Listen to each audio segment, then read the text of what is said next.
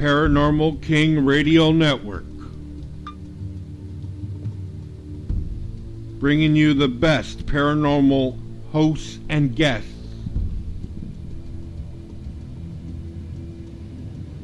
bringing you the best paranormal shows and features,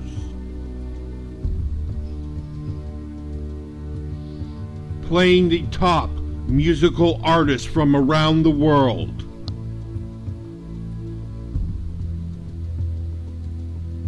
Paranormal King Radio Network.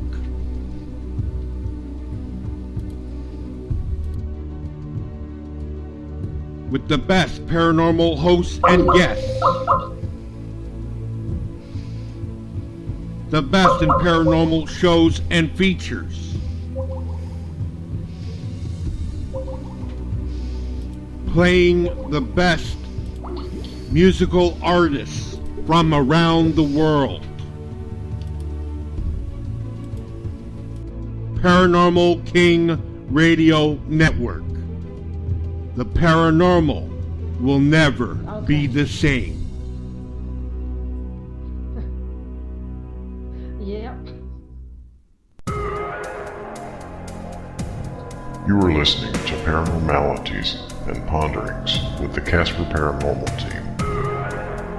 Brought to you by the Paranormal King Radio Network and hosted by Frank Lee. Join us for the next hour as we discuss ghosts, spirits, hauntings, and otherworldly phenomena that has yet to be explained in the hopes of finding answers.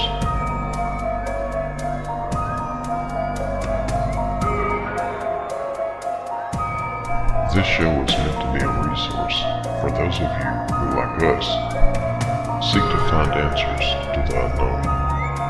We hope you find it informative and enjoy the show. And once again, thank you for listening.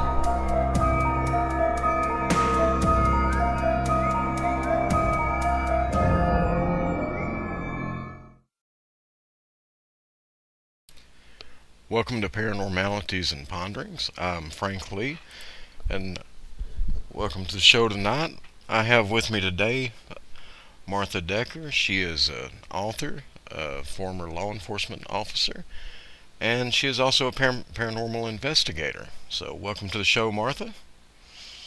How are you tonight? I'm just fine. Howdy to everybody. Well, I'm certainly glad to have you. It's quite an honor to have you on the show. And glad to have you here to talk about the book that you've got going and some of your experiences that you've got, because you've got quite a unique approach to your paranormal investigations from what most people would consider the norm. So, I guess in short, what would you consider your approach to be when you're going about a paranormal investigation? Well, our approach is to go in unbiased. No preformed ideas of whether they're telling the truth or not, or whether there's anything or not. Just go in unbiased. Because that way you're able to see things a lot better and more objectively.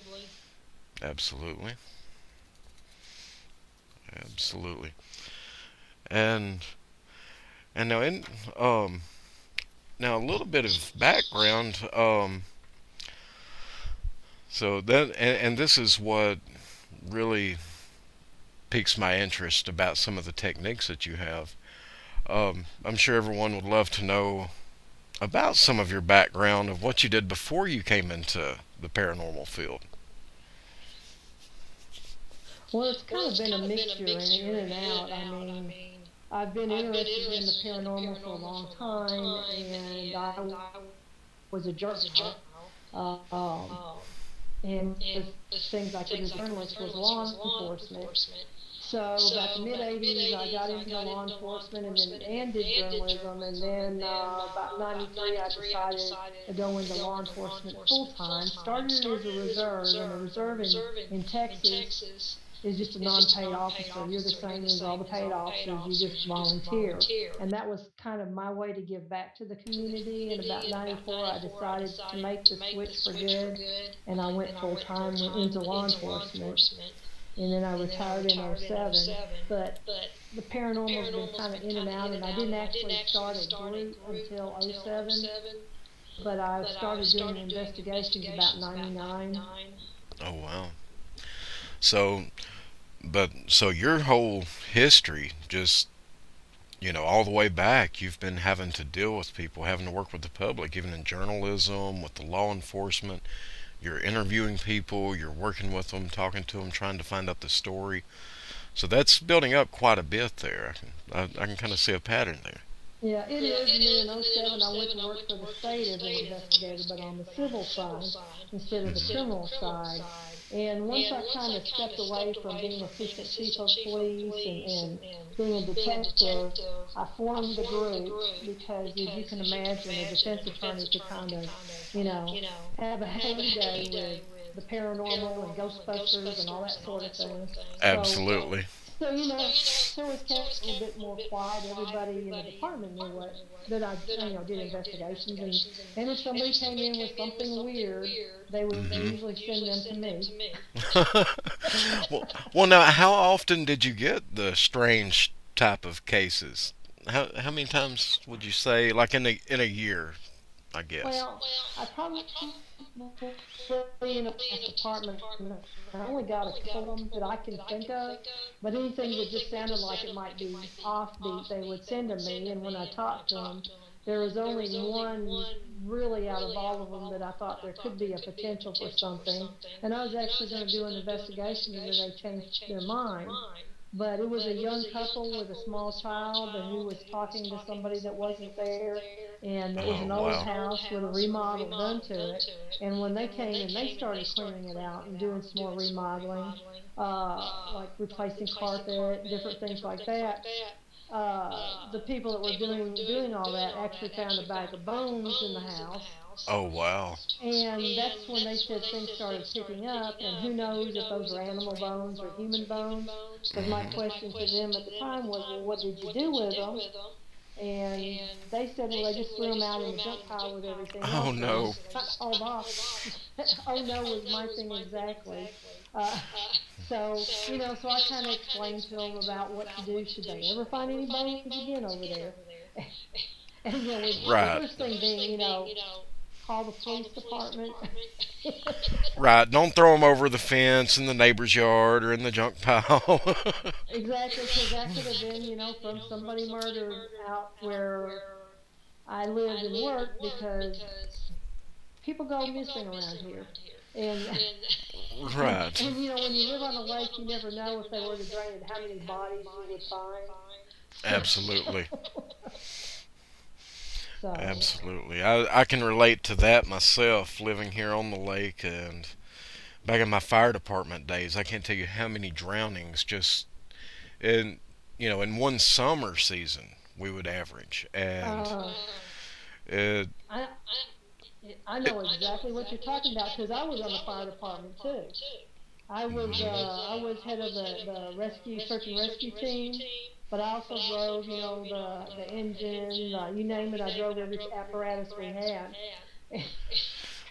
and hmm but our dives, we had about a 1 foot visibility to dive in our lake, and Wow. probably the weirdest is a stock pond when you have at least 10 foot of mud that you're actually diving in through. Absolutely, and that's kind of how it is here. It's really murky, and you dive in, and you're lucky if you can see a couple of feet in front of you. And probably the worst is when you can see tail lights or something like that, and that's all you can see. You don't know what you're gonna find, if there's a body, if there's not, what the situation is, and you're down there, just basically having to feel your way and don't know what you're feeling for. It's Right. Yeah, that's pleasant. No, it ain't. Not No, in the it's not. least. And that's where you have to really steel yourself because you won't find a body until it pretty much hits you upside the face Right. when you're looking. So trying to prepare yourself mentally for that, Mm-hmm. is pretty tough. I hate to say that we didn't find anybody, but in a way, Right. I'm glad because they would usually end up end up dragging for them a couple days later, and they would usually find them in dragging. Mm-hmm. And that's always it. It seems like if there's going to be if you're going to have to drag, it's going to be at night, it's going to be cold, it's going to be foggy, and it's going to be in some part of the lake or the stream that you don't know. Or at least. Exactly. Right. Right. Well, you go to the stock pond, the 20-foot deep stock pond that has the 10 foot of mud, and you go out in the middle of it because it's a big one, and you dive off the John boat and then try to drag yourself back into the John boat. Right. I think that was the toughest one. Right. That see those experiences. That's what prepped us for paranormal work. I think After so. facing that, it's like after all the stuff we faced with the living, there's nothing dead that can bother us. No, no, it's the living you have to watch out for. Absolutely, absolutely. So, but on the cases that you were working, on the civil side, so they would hand off all the strange cases to you, and and I'm sure you probably got ragged a little bit and picked on some, and because I know I have at work being the Ghostbuster there and everything as they like to call me. And I imagine that was probably unique in itself. It was a little bit with the police department, and it was really only our police department that knew that I did the investigations. A lot of the other people around here with a lot of the other agencies had no idea until after. And what was funny is when I started up East Texas Paranormal, I would say that everybody on the team at that time, except for one who was a firefighter, we were all kind of former law enforcement. So from the get go, we kind of had a little different view on things. Right. So while you were with the police department, did you ever go on any strange calls that just didn't sit right with you, as far as you knew something was there that you couldn't explain, but maybe you didn't want to say anything, but in the back of your mind you knew something was going on? Not really. But every time I went to a dead person call, Hmm. uh, I'm like looking around. Are they in the corner somewhere? Where are they watching this? Um, Right. Probably the strangest was a young man in his 20s who had a couple of girls at his place that were in their late teens, and he made a big show of loading a shotgun and putting it beside him, and they were sitting on couches that were kind of shaped in an L, and they were on the back side, and he was the other, and they were watching one of the scary movie. They were watching scary movie, and he fell asleep and woke up at the end of the movie, and he went to move the shotgun from by the wall to the floor, and accidentally pulled the trigger, Oh no. and it went right through his head and just missed one of the girls. So they had these two girls out there screaming and hollering, trying to bang down, doors of neighbors to, call the police. And then when I get called out there, the officer who was on duty was already, had already been there. And when he stepped in, because when you look, the guy's facing the door, and he has the gun. Looks like he just has it propped in his arm, and he's just resting. And as he went and stepped into the mobile home, it shifted just a little bit with his weight, and the gun moved. Oh no. Kind of freaked him out. And then we usually would leave everything for our justice of the peace to come in and do his stuff before the body would go off to Dallas to the medical examiners. And so we'd leave everything as it is. So when I get up there, I'm in there with him for a while by myself. And that was probably the eeriest. I've been around a lot of dead bodies, but his Right. of all of them was just the eeriest because you had the music playing over and over like it does on a DVD when you Right. wait for you to hit play. So it's doing that scary movie or whatever version, music loud and Right. And you're and sitting there with the you know body and well I'm running around taking pictures of everything, taking pictures of him close up, you name it, and we're staring at each other. that So, right. That's got to be one of those memories that's permanently engraved in your brain. That it is. yeah. And unfortunately, I have several ingrained in my brain.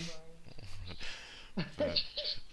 You talking about the rifle moving just a little bit. That reminded me of a funny thing that happened one night when we were talking about being out dragging the lake basically. Real foggy night. I was out with the fire department. We had a drowning call. We were pretty sure the guy had drowned. He was down below a dam and he had left his boat anchored when they'd opened up the floodgates. So his boat had capsized. For whatever reason, he wasn't wearing a life jacket.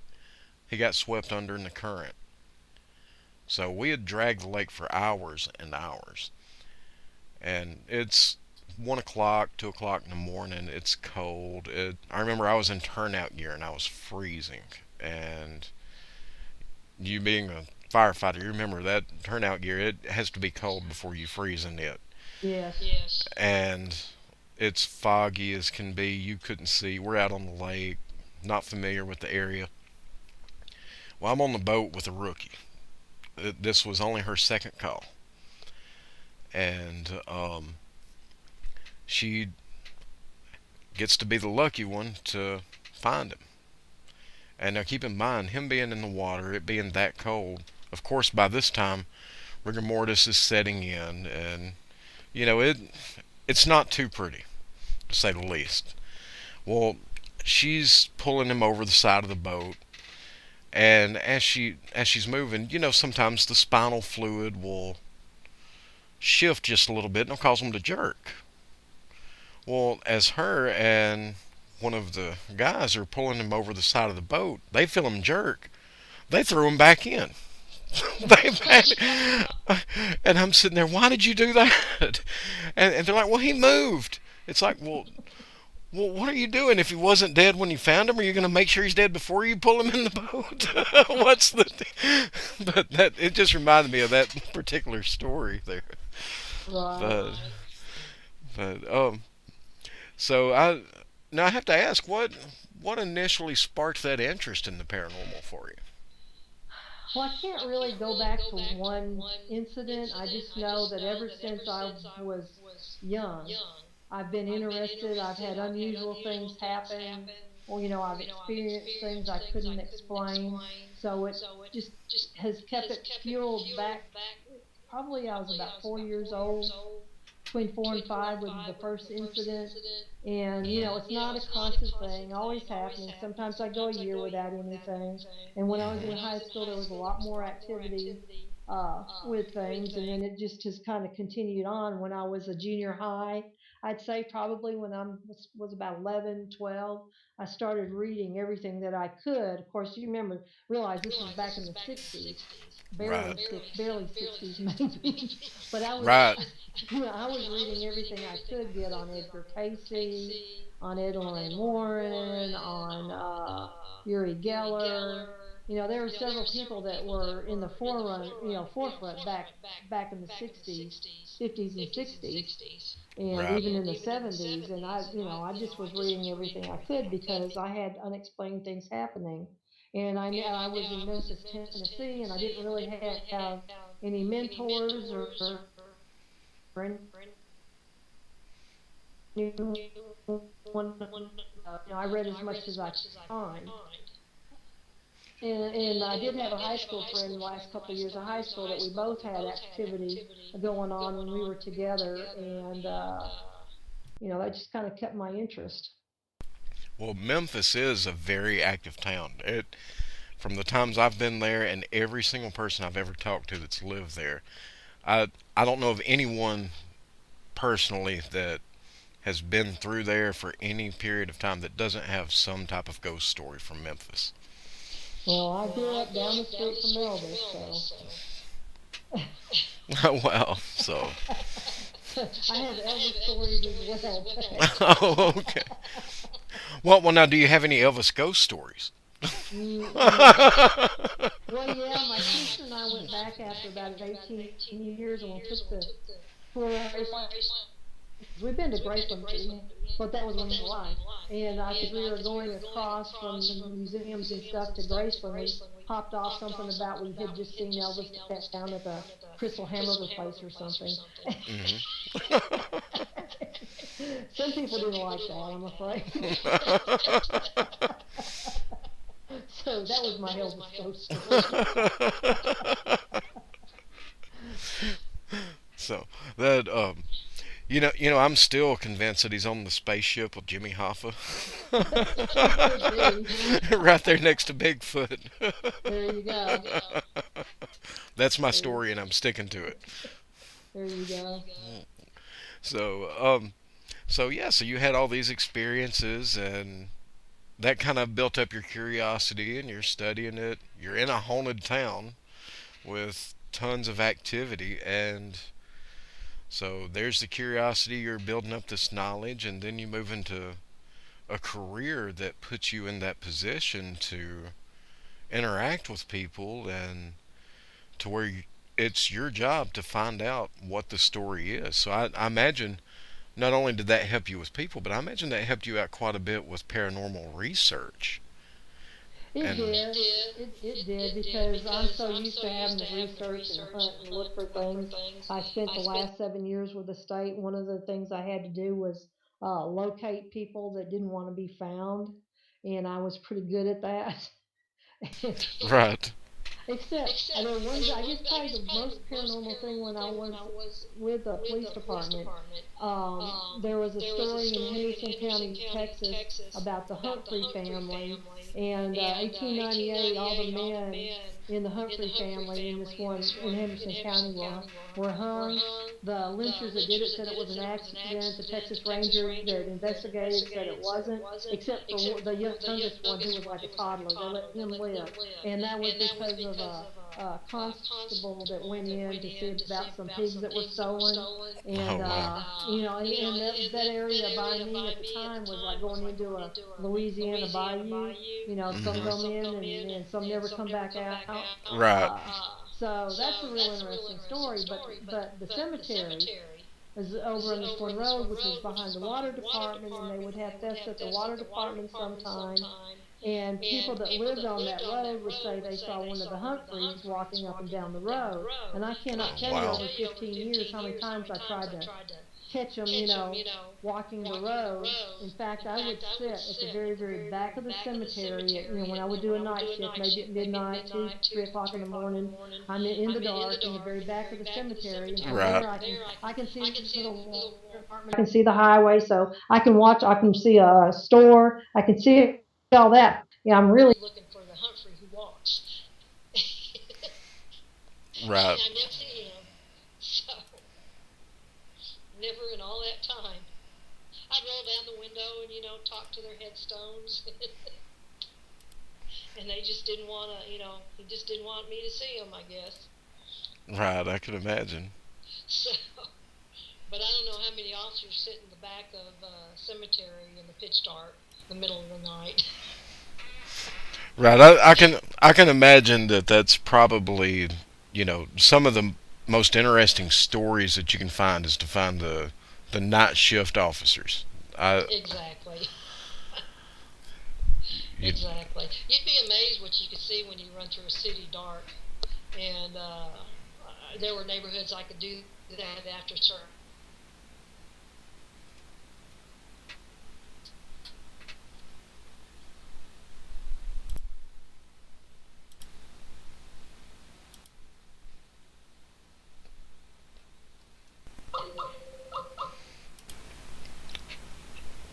think I've lost her. Let me see if I can connect back up to her real quick.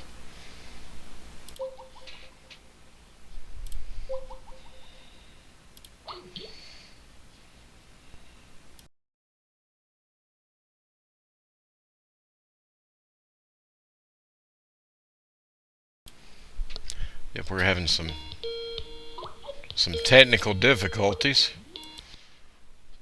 Okay. Hey, there you are again. Yes, you died on me. Right, the connection was kind of fading out there for a second, and then it just disappeared. So, all right, now we're loud and clear. Okay. That's good. All right, so you were talking about going through the city while it was dark and the things that you can see. Yeah, you can see a lot of stuff when you're dark, and as your lights adjust to the darkness. Mm-hmm. It's just amazing how much you can see. I caught a burglar that way. That I would have never seen if I was riding with my lights on. Right. They just would have been blind to them. Right. Well, I've always heard that the pirates, that the reason for the patch wasn't because they only had one eye, but that when they would go down below the deck into the gully, they would flip the patch over to the other eye, and that eye would already be adjusted to the dark. And that was the reason for that, and that would give them an advantage over someone that they were fighting. Now, I'm not sure how true that is, but that's what I've always heard, and it actually makes sense. Well, it does work. I've been down into Big Bend National Park, McDonald Observatory in the past, and if you go to McDonald Observatory,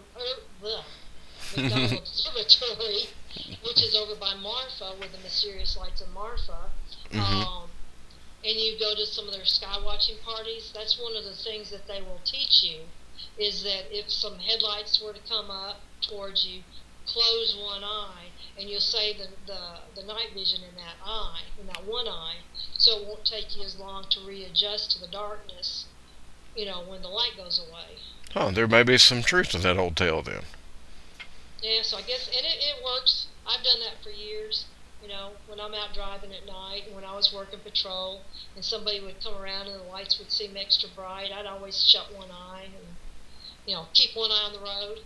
Right. As long as you don't shut them both, you're okay, I guess. Right. When you're coming down the highway, you just kind of close the one closest with the brightest and look away a little bit with the other one, and that helps save your night vision. That's right. So now, now when you actually got into doing your paranormal investigations, what type of cases did you initially start taking on? Cases where people thought they had ghosts. Right. Sorry, I couldn't help that. Oh, all right. I wouldn't have passed that one up either.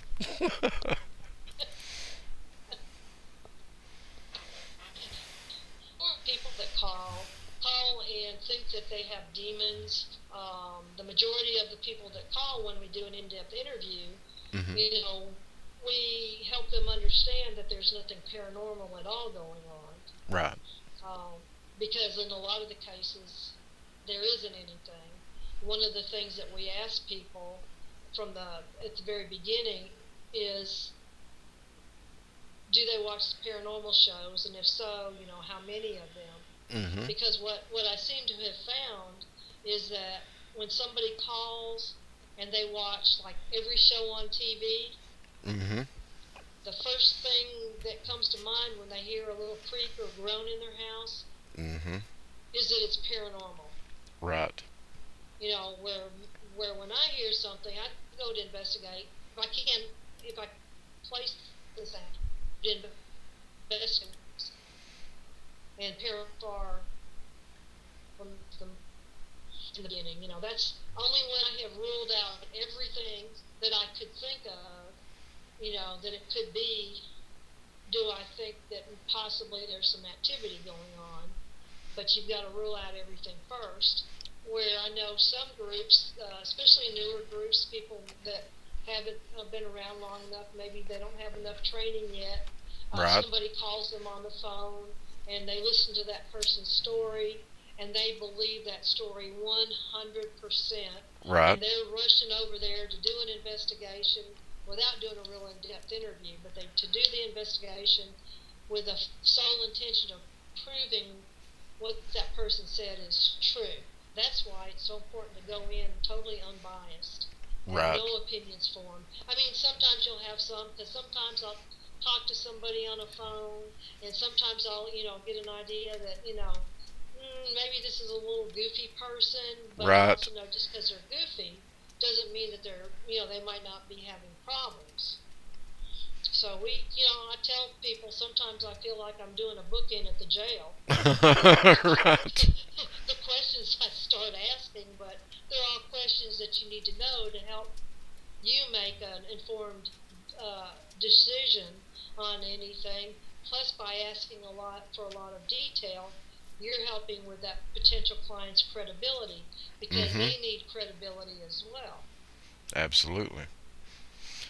And that's so true what you're saying. It's basically to rule out all natural causes before you start looking into supernatural causes. And there's so many that don't do that. And that touches into what your book's about. That you've got the paranormal profiling. And getting into that interview process. And what would be something that, like, the first piece of advice you would give to someone while they're interviewing a potential client to listen for? Well, the first thing I tell them is never go alone for safety. You're going into their environment. You don't know anything about that individual. Right. You're going. So, have at least 2 people going. We take 2 people, occasionally 3, but the other reason to do that is bring a recorder, bring a video camera, and not to investigate, but to record the interview. And have one person taking notes. Mm-hmm.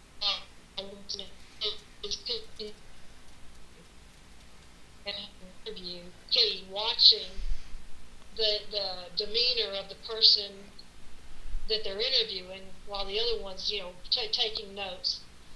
And, Right. Because because the notes are good to use, because the best thing that they can do when they get into what's going on is to ask that person to tell their story. Just say, "Tell me what happened." Right. And just leave it at that and see where they begin. Because there are also things where people are making up stories versus somebody telling the truth. When somebody is lying or not even or embellishing even, when you ask them to start at the beginning, tell you what happened, start at the beginning. If it was something that happened yesterday, and they start telling you the story from a month ago or a year ago, they're giving you too much detail. And that's somebody to watch for, because there's chances are that the story's not completely truthful. Right. And then when they're telling the story, and the reason for someone taking the notes is for you to go back after they tell the story and fill in the blanks, because they say, it's a mean ghost, it cusses at me, all these general statements mean different. All that means different things to different people, and you need to go back and say, you said he was mean. What makes you think he's mean? Right. And have them describe what happened, or they were cussing at me. Well, what did they say? Right. And I learned that a long, long time ago. I had, years and many, many years ago, I went to take a report from a lady in her 70s or her 80s, probably in her 80s. And I'm asking her to describe criminal mischief or something like that. I asked her to describe the individual who were the suspects. And she's telling me about these young men. Now, it's a couple of young boys that did this. So in my mind, I'm in my 40s then, I'm thinking, late teens, maybe early 20s at the most, as young. Well, so my question to her was, well, how old do you think they were? And she says, Hmm. oh, they were in their 50s. They were a bunch of youngsters. And, her young is not the Right. same as my young. So you always ask them to go into detail, but wait for them to tell their story first. And Right. so they can stay on track. And then you go in and fill all the blanks.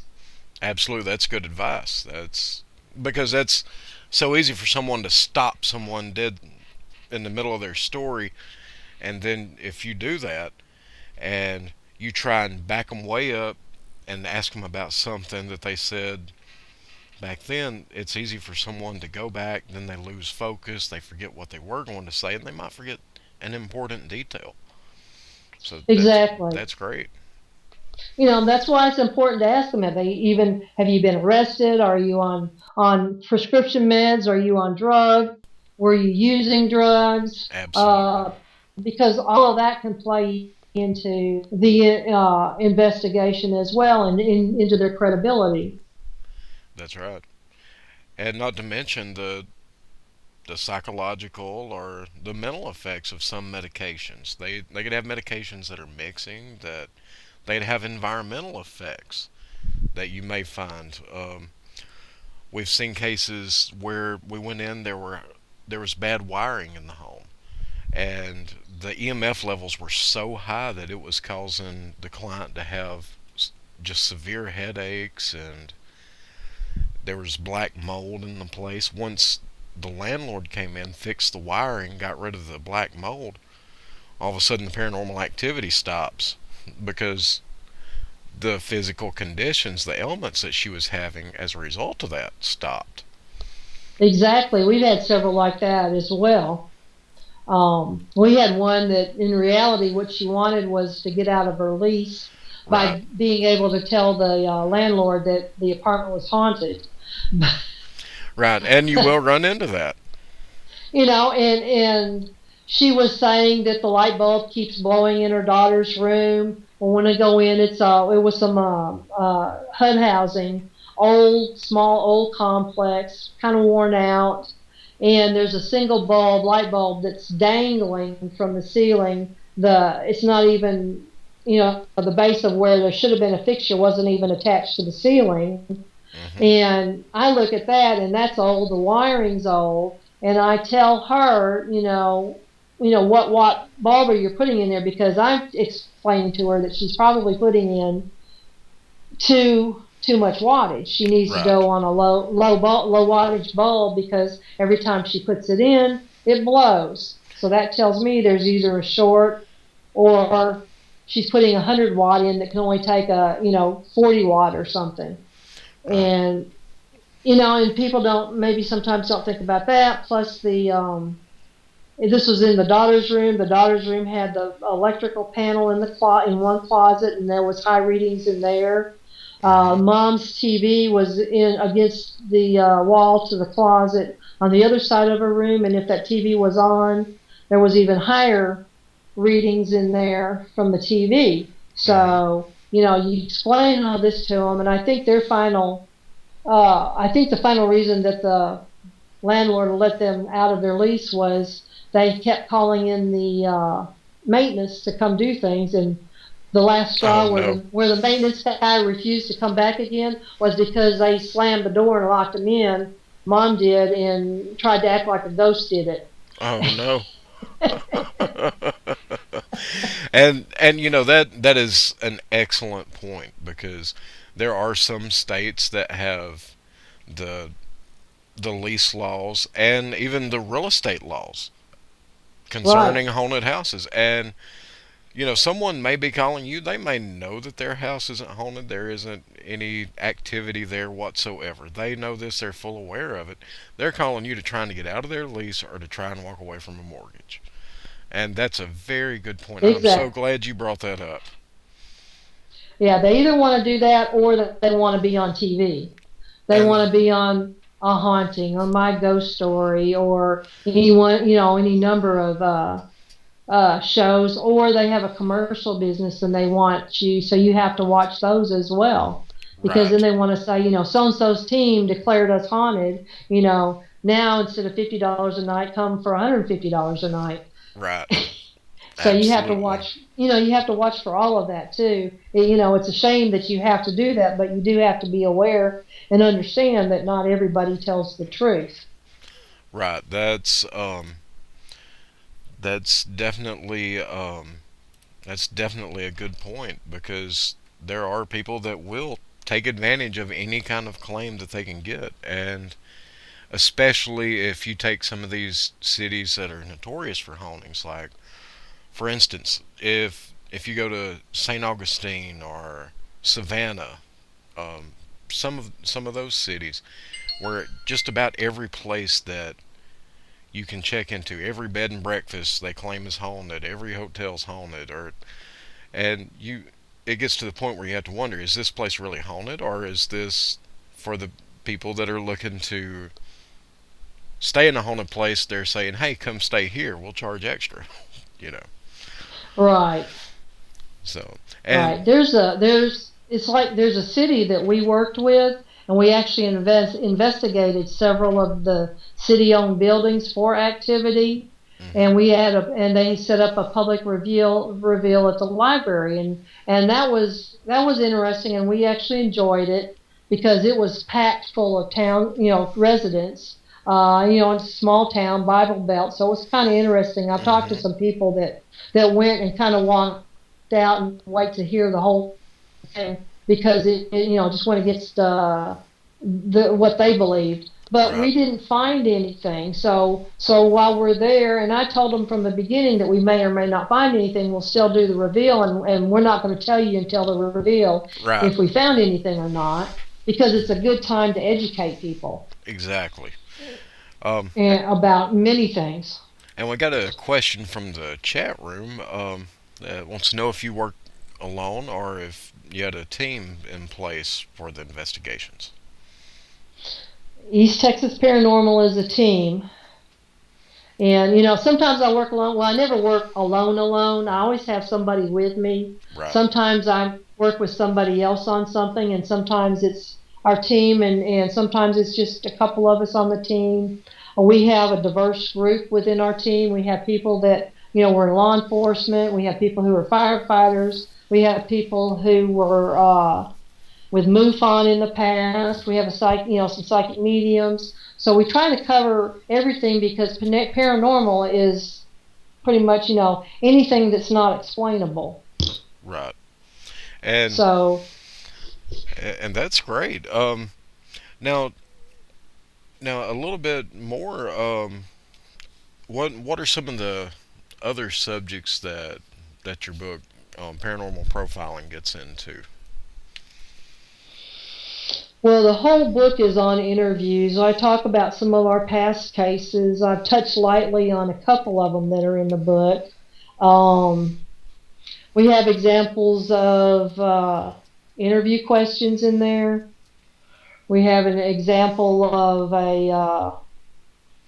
like if you wanted to do a crime scene kit to take, Okay. because if you start being creative, there's a lot of things that you could think of uh, as far as crime scene goes that you could take and you could use during the investigation. But the bulk of the book is on the interview hmm process. And And I think Go a, ahead. I think a lot of investigators don't really realize how critical that interview process is. So it's good that I'm going to emphasize from my own personal experience, to definitely pay attention to that portion of the book when they buy it and read it. So anyway, Well, when you interview somebody, you're also looking to get witness information. Um, then there's other things you should do, like check, do some research on the location yourself. Check newspapers. You can go check, for former owners. You can talk to the neighbors, because any third party individual you talk to that hmm may be, or information you find that helps corroborate what that person said, you know, gives more credence to what they're saying, and that there may be more credibility to what they see. You go to the neighbor, you don't say, Mm-hmm. Joe says he has a ghost that does this or that. You just go to the neighbor and you ask the neighbor a very open question, like, have you ever seen anything unusual at that house? Have you ever Right. heard anything unusual? You just keep it very generic like that, and Right. see if they have anything to say. Talk to past owners, past residents, and talk to the witnesses, and because you also have to remember with the witnesses too that the witnesses are going to be family or friends, and it's almost like a job interview. They're not going to give you somebody who's going to say, "Oh, they're full of baloney." Right. They don't know what's so. So you have to take a combination to come up with an informed decision on what may or may not be going on, if any, or whether you're even going to do an interview or do an investigation or not. Right. That's true. And um we'd also talked a little bit about another book that you're working on right now. And could you tell everyone listening a little bit about that? Because I believe they'll. I sure, yeah, I think they might find it interesting. It's Mhm. called Historical and Haunted Highway 80. The first book is from Dallas to the Louisiana border. The second book will be from Dallas or Fort Worth to the New Mexico border. And I'm still looking for stories from crimes to mysteries, urban legends, anything that happens along one of the communities or cities on Highway 80. And once those are completed, I'm going to do an East Coast and a West Coast version as well. Doing research for this book, I was actually doing a book on a town itself, and I needed fillers, it's on 80, so I was going to do some stuff on 80. And we discovered that Highway 80 has almost as big a following as Route 66 does. So we thought it would be kind of cool to do a historical and a haunted Highway 80 across the country. That is, I like that idea. And to anyone listening, if you have any stories that you know about, perhaps you can submit them. Please do. And they can submit that by sending an email to ushighway80@gmail.com. Can you say that one more time? You broke up just a touch there. Okay. US Highway 80 at gmail.com. Oh, okay, there you go. That's good.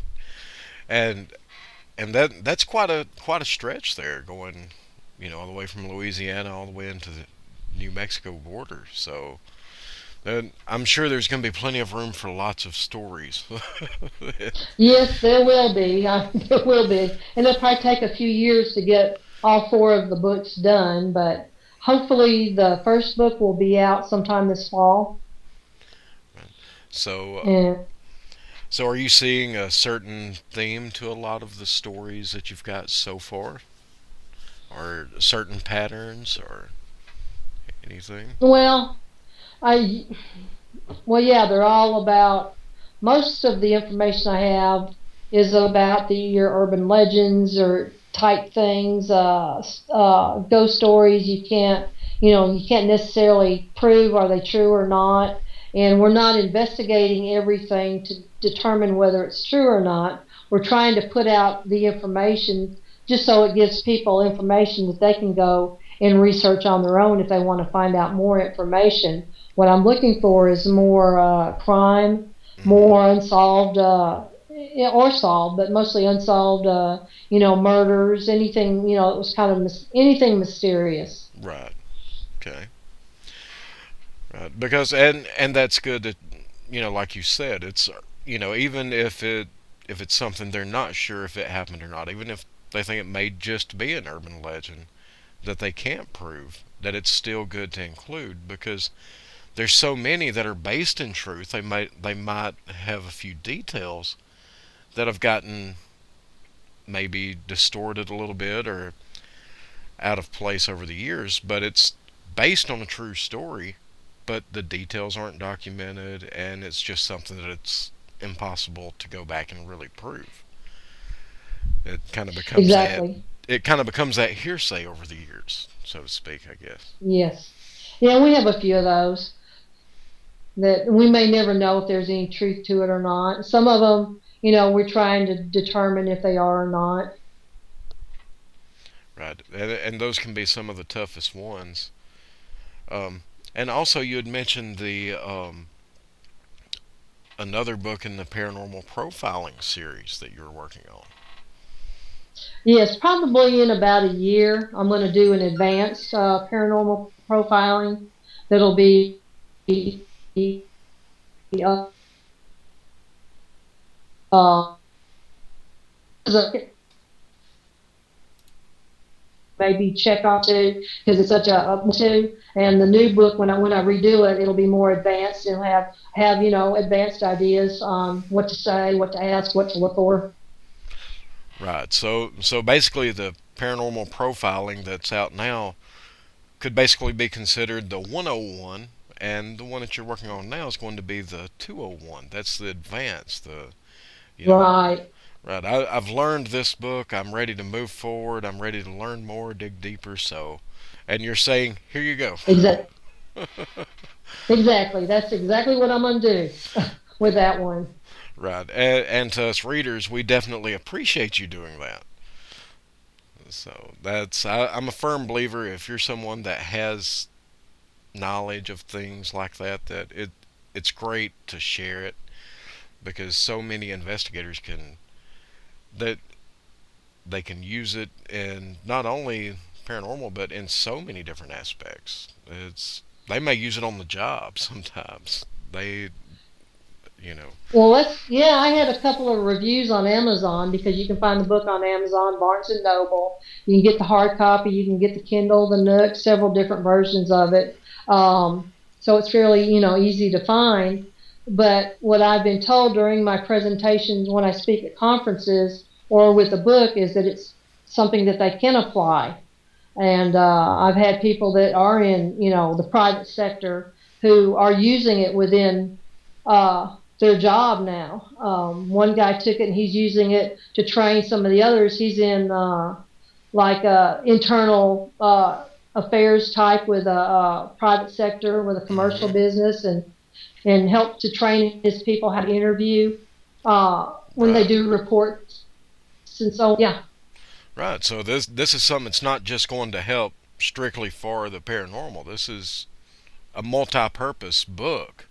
That so that's it's going to be something that somebody's going to get their money's worth out of it, and they're going to walk away learning quite a bit.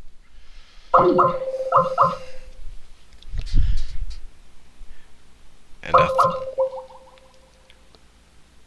and and I believe I have just lost her again. Let's see if we can get connected back up.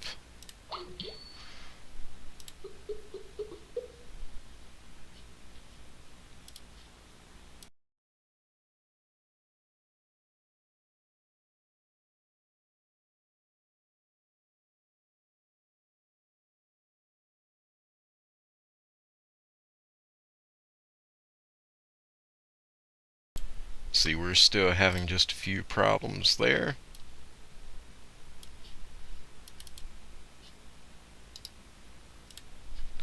So I'll just okay, great. You just have to love Skype. Okay, there we go. Right. Don't you love Skype? It is the most awesome thing they ever invented. Right. Right. So I don't know where we died. So, you were actually talking about using using the book in the workplace, and how people were applying it there, and how someone from the from one of your companies, or from one of the audit companies, was talking about using it for their interviewers and for their auditors. Right. Right. Right. Right. And so he was all excited about that. And a couple of them have, come to me and contacted me all excited, saying this is exactly what we need. And I never really thought that there wasn't something like that available in the private sector because, I pretty much wrote it as if I was writing it for law enforcement. And with a little paranormal twist, and we get all this all the time. In law enforcement, there's so much constant training and constant training that it's just kind of beat into our skulls how to do things like that. That you don't even think twice about it. Kind of that knowledge that you take for granted, basically. You're right. Exactly. And to any of the investigators out there, is there any advice that, because as we're here about to wind it down here in just a couple of minutes, what advice would you want to leave with anyone out there as far as when they're interviewing people, when they're working with the clients? Probably what I think might be one of the most important things is for them to continue to learn, to research, to read, to go to conferences and listen to speakers, especially if they're new in this. That's how you learn. And don't use the paranormal shows on TV as your training ground. To remember that those are entertainment. Exactly. It's just like police do not watch cops to learn how to be a cop. They watch cops to learn what not to do. Right. And so it's the same thing as the paranormal are meant for entertainment. That's the sole reason, not to train you, but to entertain you. Right. That is some of the best advice that I agree 100%. I can't tell you how many people I've talked to that they've talked about wanting to start a team, and it's like, well, I've watched this show and this show and this show, so I'm ready. It's like, no, you're not.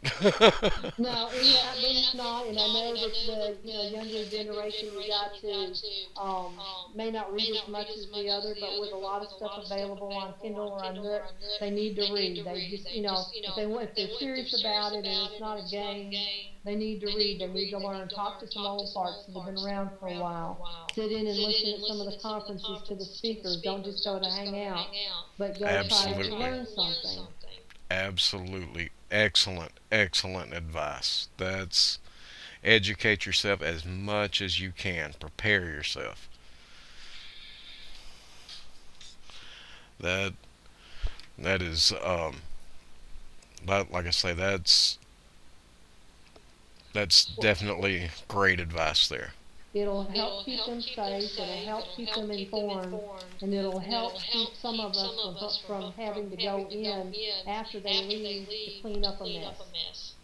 Right, and we've, well, and most of your experienced teams have been in those cases where they've had to go in behind the inexperienced teams that got their training from TV, and it's never easy. It's always worse the second time. Right, and they need to remember that they can be sued. And if they see something with where they have a suspicion of any child abuse, they need to report it. They're legally responsible to make that report. Fortunately, I've never had to, but we've come close. Right. Where we've wondered on our way to the investigation, are we going to have to make a report or not? Mm-hmm. And fortunately, we haven't had to.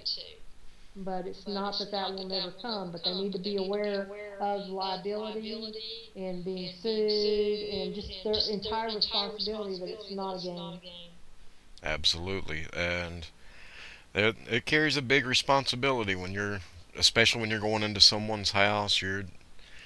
There's so much more to it, and a lot of people don't realize that the investigation itself is really just a diagnostic step in the process. That's not the end result of resolving the case. No, and they need to be prepared for some aftercare. Don't just go in, collect information and go back and try to find evidence and they never hear from you again. But it's important to follow up with the family. Mm-hmm. And if there is something wrong, what it is, get rid for me, and that will have a good team, a caring team. Absolutely.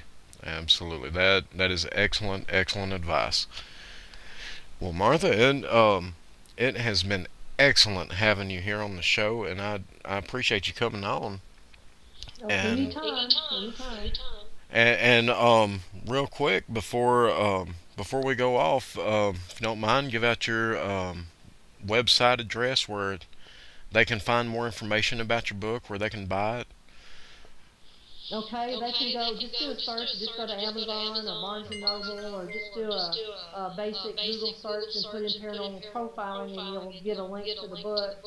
You can find me on Facebook at Martha Hazzard.